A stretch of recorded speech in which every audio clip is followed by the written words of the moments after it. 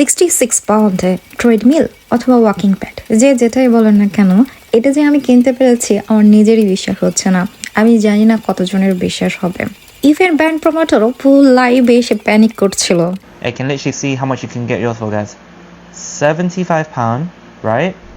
And someone literally just checked out at 66 quid, which I think is crazy.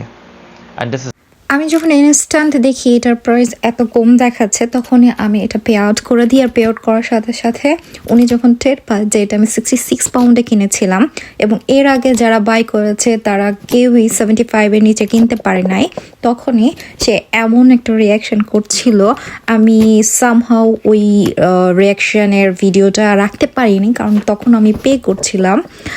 আর তারপরে যতটুকু পেরেছি ততটুকুই আপনাদের রেখেছি এবং ফুল লাইভে আমি দেখলাম সে একটা কথাই বলছে, কিভাবে আমি 66 পাউন্ডে একদম ব্র্যান্ড নিউ একটা ওয়াকিং প্যাড পেয়ে গেলাম। আমি প্রায় 1 বছর ধরে ট্রাই করছিলাম খুব ভালো একটা ব্র্যান্ডের ট্রেডমিল কেনার জন্য, বাট আপনারা তো জানেন ইউকেতে এক জায়গা থেকে আরেক জায়গায় কোনো জিনিস নেওয়া কত এক্সপেন্সিভ। জিনিস তো কেনাই যায়, তারপরে যখন বাসা চেঞ্জ করা হয় তখন বেঁধে যায় ফুল ঝামেলা। ভালো একটা ট্রেডমিল শুরু হয় 1200 বা 800 থেকেই বলেন মোটামুটি, আবার ওয়াকিং প্যাডও 300-350 এরকম। তো আমি টিকটকে দেখলাম যে এটা আমাকে প্রায় সময় ভালো একটা ডিল দিচ্ছে, তবে সেটা কখনোই 72 পাউন্ডের নিচে ছিল না। আমি প্রায় 3 মাস এটা আমি কার্টে রাখি এবং বারবারই চেক করে যতবারই টিকটকে যাই যে কোনো অফার পাই কিনা।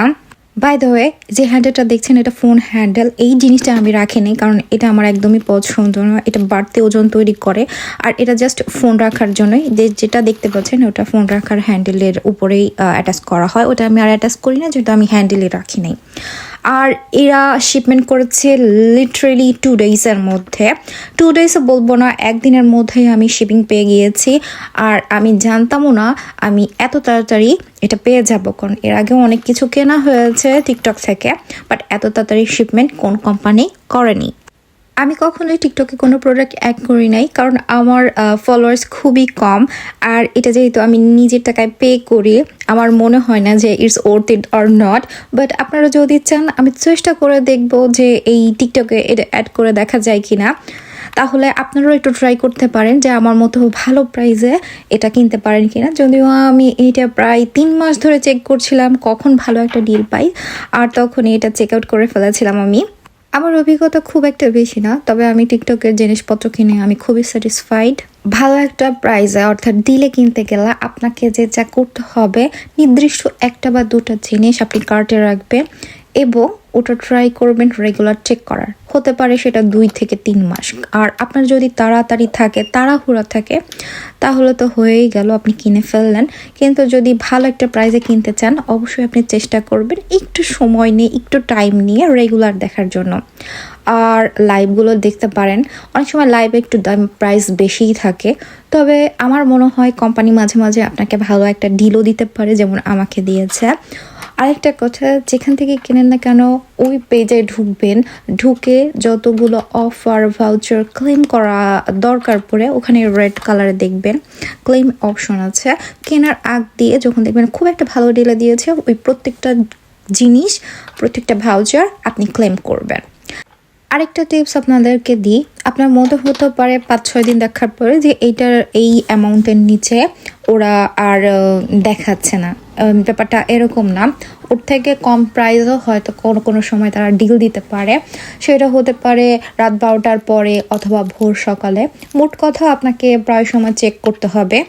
এবং যেহেতু আপনি 1টা অথবা 2টা জিনিস আপনার কার্টে সবসময় রেখে দিবেন যে এই 2টা জিনিসই আমি ফার্স্টে কিনবো, তখন আপনি সেই জিনিসটার উপরে আপনি একটু টাইম দিলেন, দেখতে পারবেন যে আসলে ওটা লাস্ট কত পর্যন্ত ওরা ডিল দেয়।